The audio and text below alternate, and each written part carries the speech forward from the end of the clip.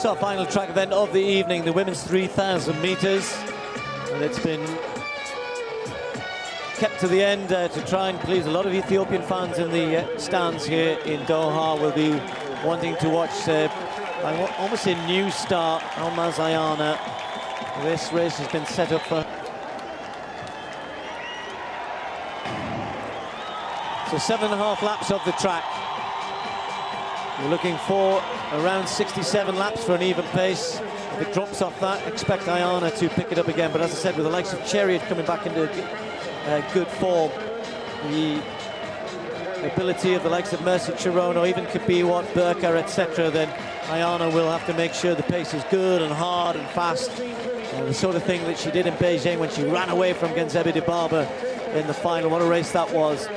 The only race in which Ayana was beaten last year came in Paris against Genzebi Dibaba when they played a little bit of cat and mouse on a night in which they were expected to go for the world record. So I'm sure she may well have learned from that in this Diamond League season. Shouldn't have too many worries tonight. I'm told she's in good shape.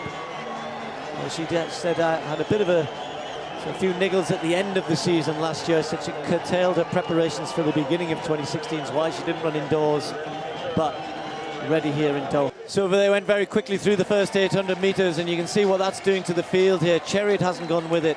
Neither has Chirono, neither has Burka, because it's a quick pace being set at the front. Ayana already starting to open up a little bit of gap behind the two pacemakers.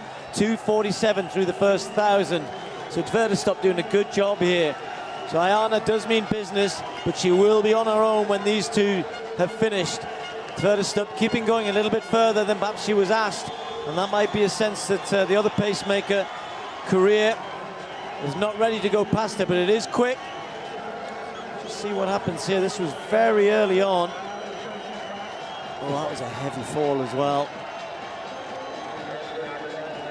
Well, we saw one in the 1500 earlier as well. I'll try and tidy that up for you, but at the front, you can see Tverderstop's even kicking away. Ayana is sitting behind Korea. I don't know if words have been said. Korea's Kenyan, though, so I presume Tverderstop just trying to push on, and that gap to the pack is about 8-9 meters. Yeah, it's very similar to the 1500 meters. We've got a demonstration at the front, and the gap certainly not closing at all at the moment. Still a fair way to go in this race, but Ayana is a class act, and of course this is the race at which the 5,000, 1500, and in the case of Burka, the 10,000 meter runners come together to do battle as the season begins to get underway. But Ayana is very special. As a world champion, she looks so very, very strong, and that form after a winter is now being replicated at the beginning of this 2016 season, which, of course, as you will all know, is an Olympic season. So Mercy Chirono now closed the gap to Ayana, doing a really good job there. Burka starting to move up a little bit, and Kabiwat very much in their Chariot, getting a bit closer as well. But look how strung out they are. So Ayana went with the pace, and then, as I was suggesting, just sensed, or maybe not wanting to push on too much, but sitting behind the pacemaker, and by doing that, the others have just reeled her in. They're still well strung out here, but now Korea steps to the side.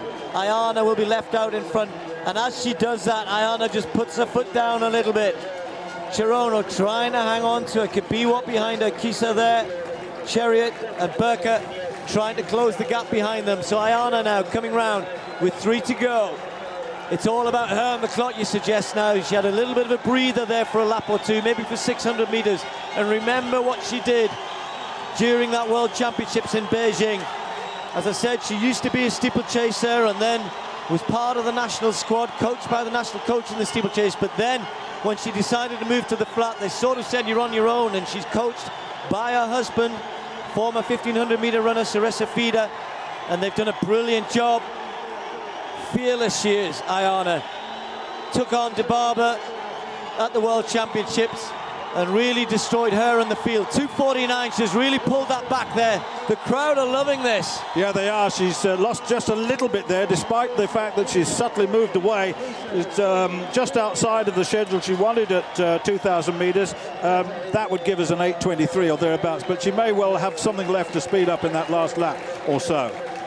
Big gap again has opened up. Mercy Chirono in second place. Burka looking strong, coming through into third behind them. Chariot trying to get back involved as well. But Ayana with 2 laps to go, looking good. Burke has a little look behind to see if anyone's coming with her. Not too much challenge. Everybody looking a little bit tired now. Now Ayana starting to slow a little. So Ayana, having gone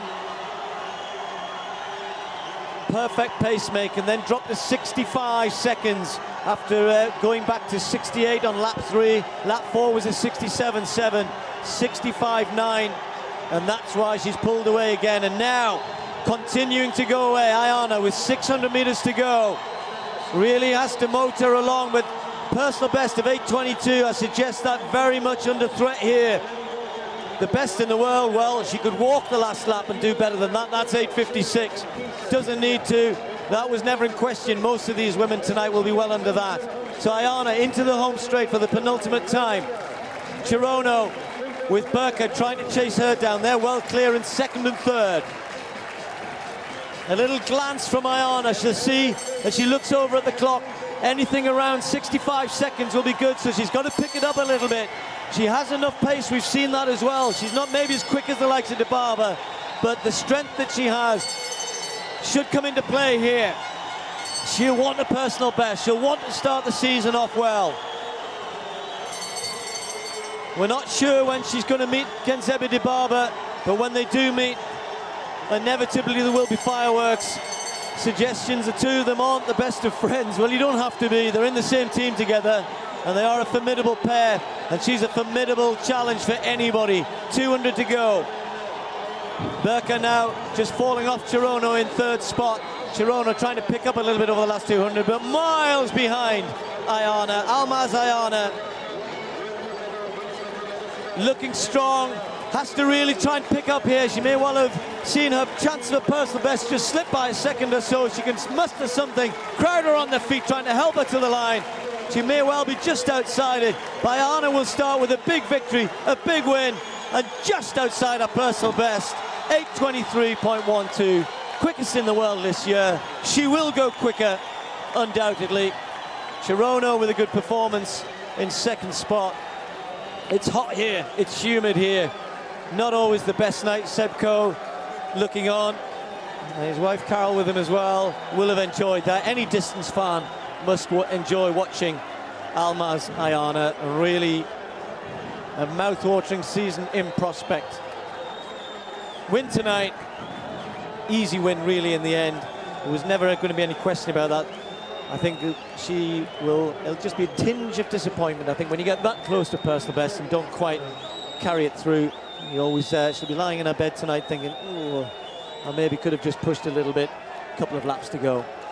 Yes, it was just that little phase, wasn't it, when she stayed with the pacemaker and the rest came back to her, and then she had to work again, and she moved away and got back onto the schedule that she needed for something closer to 8 minutes and 20. But she was then it was on an 8:23, and so it proved to be. It was hard work in that last lap on her own, but Ayana is class. She is a world champion. She's got the pedigree, and my goodness me, it showed, didn't it? Chirono in second place, 8:21, or rather 8:26.36, and Burka 8:28.49. They're the top three.